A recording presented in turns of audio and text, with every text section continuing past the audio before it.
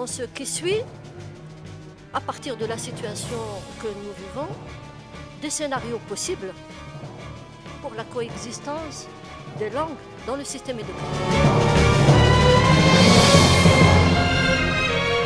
كان امامه اختيار، ما كاينش مرشحين، كان يدير انتخابات، كان مفروض على انه تغير القانون ان ياتي قانون ديمقراطي، قانون باللغه العربيه، وشيئا فشيئا تنتشر التجربه ويصبح التعليم العالي معربا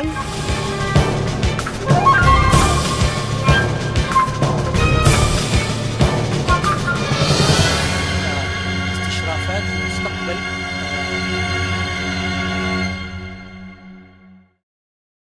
السيد الرئيس طالب واحد الكلمه. شكرا. كما جاء في البداية عندما تلا علينا الأستاذ حسن بورارة البرنامج لليوم الدراسي، يعني سوف يتم الإعلان عن تكوين ائتلاف وطني مفتوح من أجل متابعة هذا الوشء الكبير، اعتبارا أن يوم دراسي أو حتى أيام دراسية لا ولن تكفي لأن نوفي حقه، نظرا للإشكالية الكبيرة التي يطرحها والتي يعني جاءت في على لسان الإخوان الذين تدخلوا في الموضوع.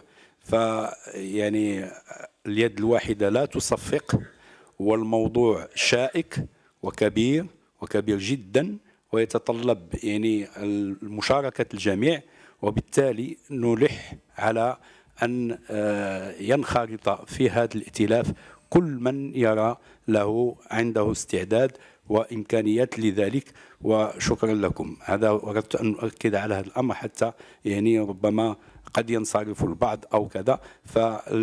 يعني تتويج هذا اليوم في الواقع هو الائتلاف، وهو أهم شيء فيه أظن، والله أعلم. شكرا جزيلا.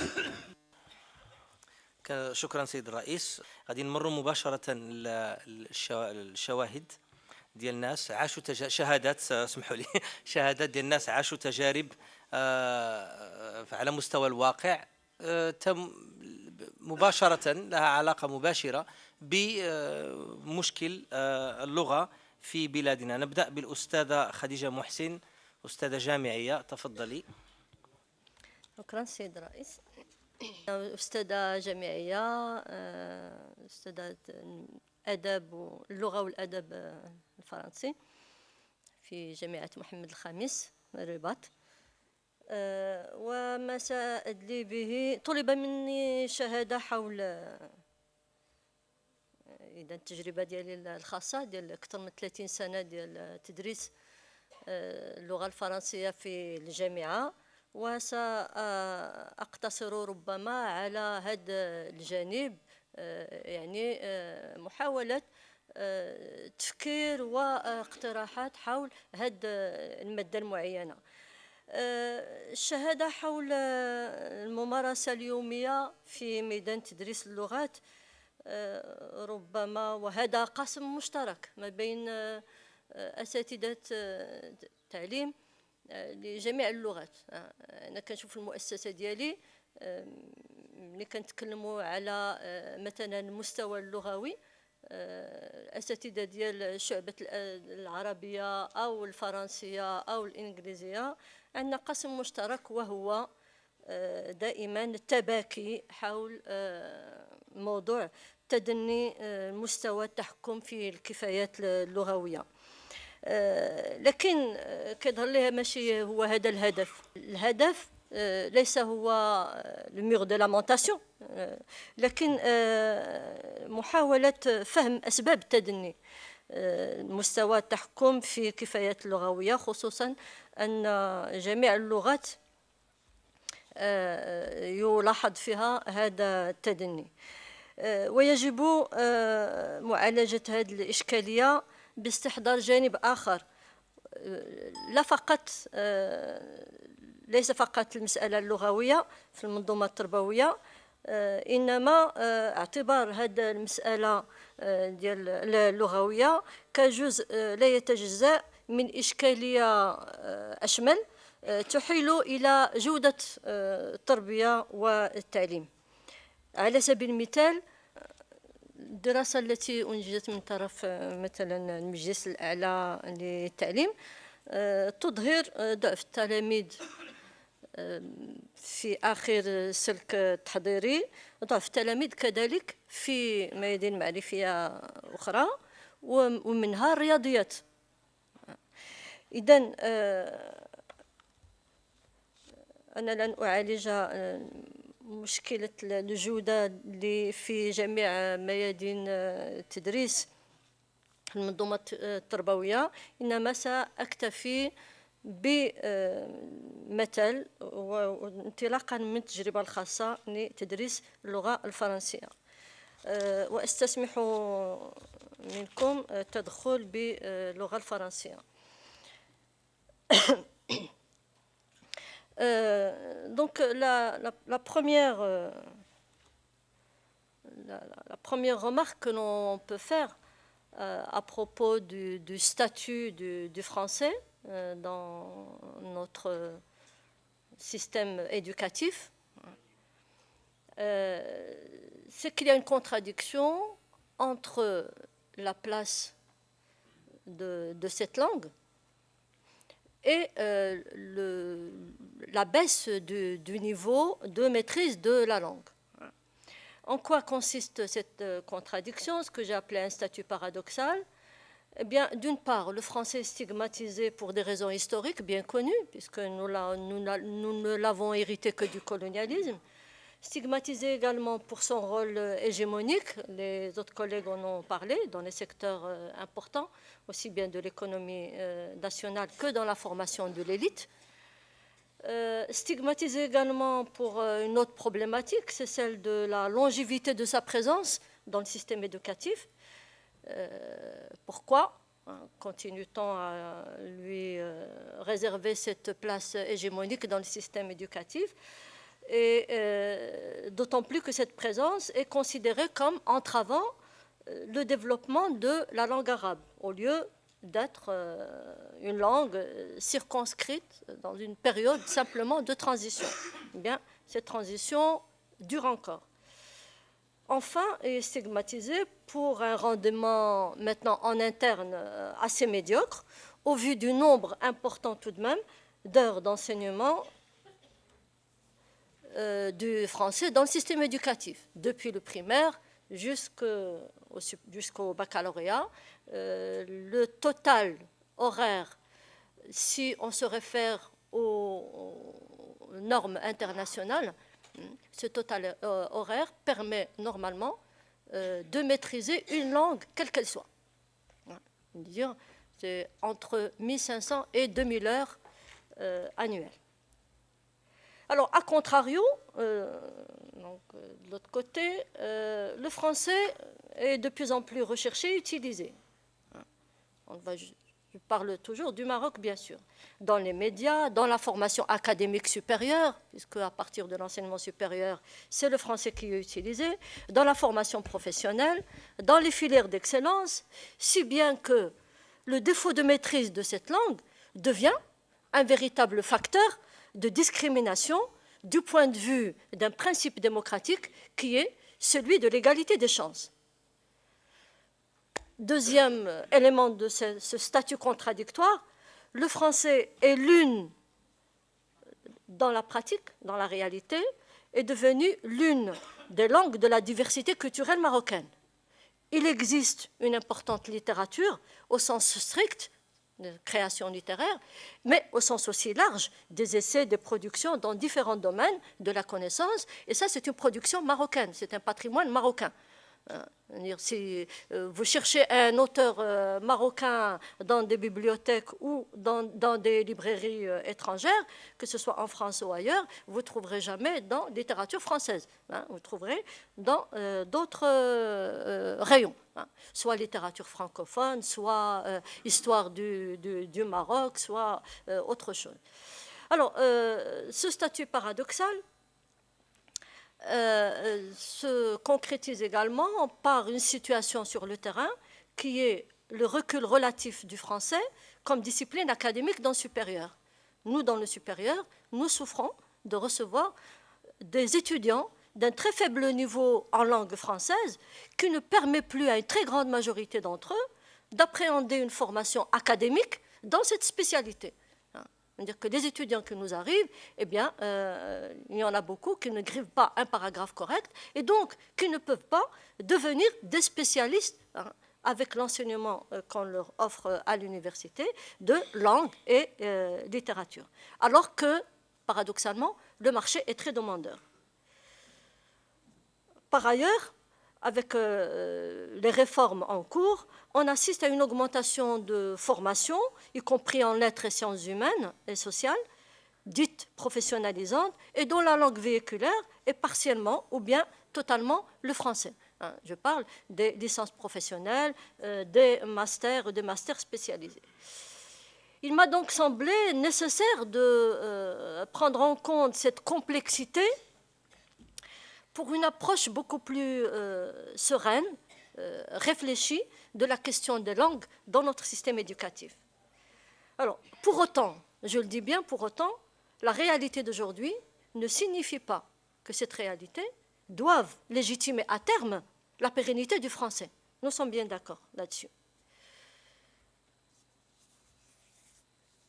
Je vais vous proposer dans ce qui suit, à partir de la situation que nous vivons, des scénarios possibles pour la coexistence des langues dans le système éducatif. La question cruciale qui se pose, à mon avis, est la suivante. Comment performer la maîtrise des langues, et en l'occurrence ici le français dont je traite, pour améliorer la qualité de la formation dans le système éducatif? Voilà la vraie question. C'est-à-dire qu'il faut répondre aux questions suivantes. Quels sont les objectifs ciblés? La maîtrise de quelle langue? On demande aux enfants, on demande à notre système éducatif d'être clair là-dessus. Il faut maîtriser à l'issue de chaque cycle, à l'issue du primaire, à l'issue du secondaire collégial, à l'issue du lycée. Il faut être très clair, il faut une politique linguistique très conséquente. Quelle langue faut-il véritablement maîtriser à chaque étape? Seule la réponse pour répondre à cette question, il faut évidemment choisir. Et pour choisir, je vous propose un certain nombre d'hypothèses sous forme de scénarios possibles. Le premier scénario, une suite de scénarios, par exemple pour le français dont je traite, il y a au moins 4 possibilités. J'ai dit au moins parce qu'il peut y en avoir d'autres. La première, supprimer le français au niveau du primaire. La seconde, remplacer le français par l'anglais. La troisième, différer, remettre à plus tard l'introduction du français au lieu de la seconde année du primaire bien plus tard. Il reste toujours, évidemment, l'autre hypothèse qui est de laisser les choses telles qu'elles sont aujourd'hui, c'est-à-dire maintenir la situation actuelle. Mais pour cela, il faut se baser sur un certain nombre de principes. J'en rappelle quelques-uns qui peuvent guider les choix. Le principe devant guider le choix sont les suivants. Il faut préserver, 1, l'identité marocaine. 2, préserver l'égalité des chances. C'est un principe démocratique. C'est-à-dire qu'il faut donner à chacun les mêmes chances pour la mobilité sociale et pour s'épanouir, pour construire son parcours. Troisième principe, l'ouverture et la tolérance. Nous sommes dans un pays qui est caractérisé par la diversité linguistique et culturelle, et c'est un acquis qu'il faut préserver. Autre principe dont tout le monde doit jouir, c'est le droit d'accès au savoir. C'est-à-dire, tout le monde doit avoir le droit d'accès à tous les aspects cognitifs de la connaissance. Le principe d'employabilité, c'est-à-dire que si on enseigne aux gens des choses, il faut bien que ça puisse leur donner des compétences et ça puisse aboutir après sur le marché du travail à quelque chose. Enfin, le dernier principe, c'est celui de la continuité linguistique. Ce n'est évidemment pas le cas aujourd'hui, puisque nous sommes dans une situation de hiatus entre le secondaire, le primaire, le secondaire et le supérieur. Il y a un hiatus, puisque nous passons de l'arabisation complète de l'enseignement à un enseignement supérieur véhiculé en majorité dans une langue étrangère. Alors, je voudrais vous présenter maintenant les différents scénarios, avec pour chacun un certain nombre de données, des avantages et des inconvénients. Prenons le premier.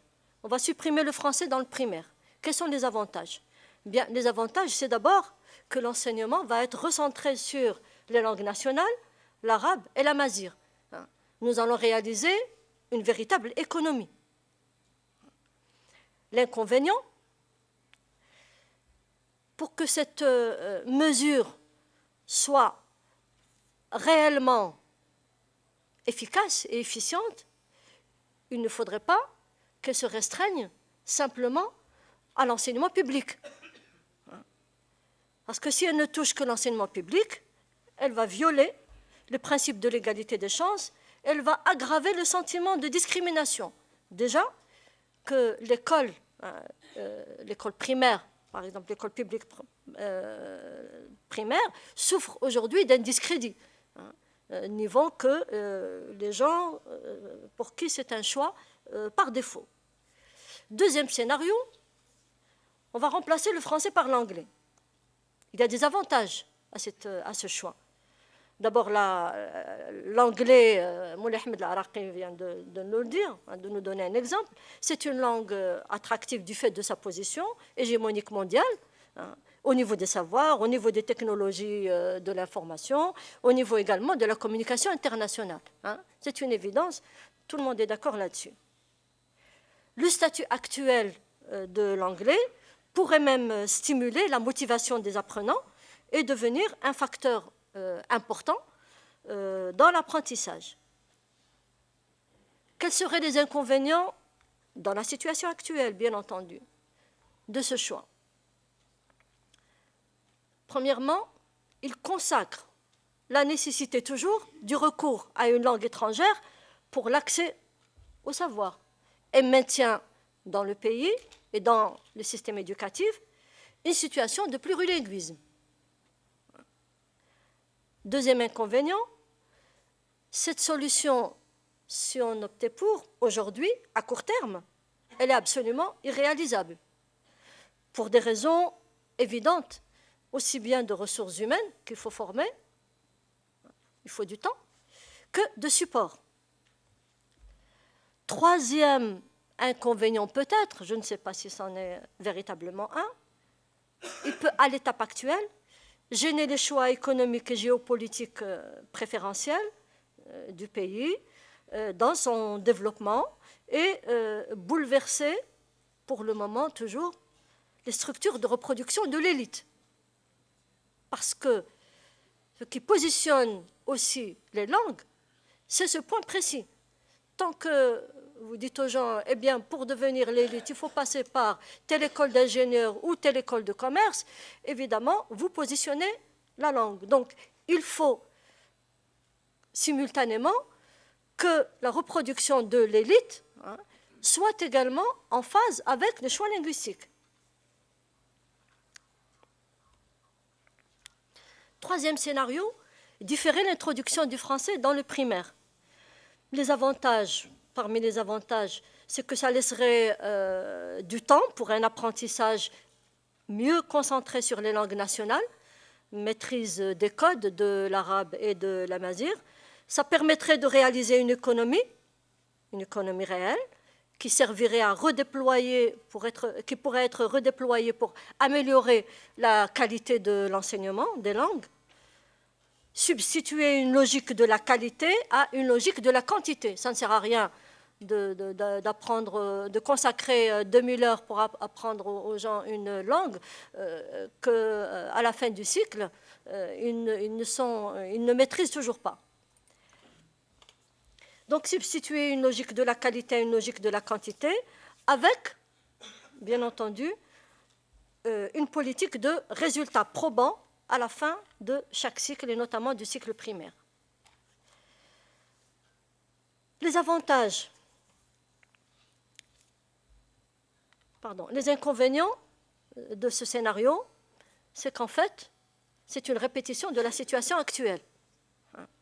C'est-à-dire qu'on va retourner à une situation antérieure. Le français n'était introduit qu'en troisième année, maintenant il est en seconde année. Donc on va donner l'impression que finalement, ce n'est absolument pas du tout crédible. On revient à des choses qu'on a déjà essayées, qui n'ont pas donné le résultat. Impression d'improvisation, qui n'est pas crédible. Deuxième autre inconvénient, donc je disais, parmi les inconvénients, c'est ce sentiment d'improvisation. L'autre point qui est quand même important, c'est que généralement pour l'enseignement des langues, on retient le principe de précocité. C'est-à-dire plutôt on apprend les langues aux enfants à un âge plus précoce, et mieux ils maîtrisent la langue. Maintenant, le quatrième scénario possible, si on maintenait la situation actuelle, eh bien, on se rend compte que c'est un gâchis humain et économique. Le français est mal enseigné. Il y a une disproportion entre les moyens et les résultats. D'autant plus que cette situation aggrave le hiatus entre la ville et la campagne et le périurbain, et consacre un problème qui est celui du Maroc à deux vitesses. Il est donc nécessaire de corriger ces dysfonctionnements. Alors, je vais dans cette dernière partie de mon intervention parler de quelques conditions d'amélioration. À court terme, il est très urgent de remédier à la situation actuelle parce qu'elle est préjudiciable à des générations et à l'économie du pays.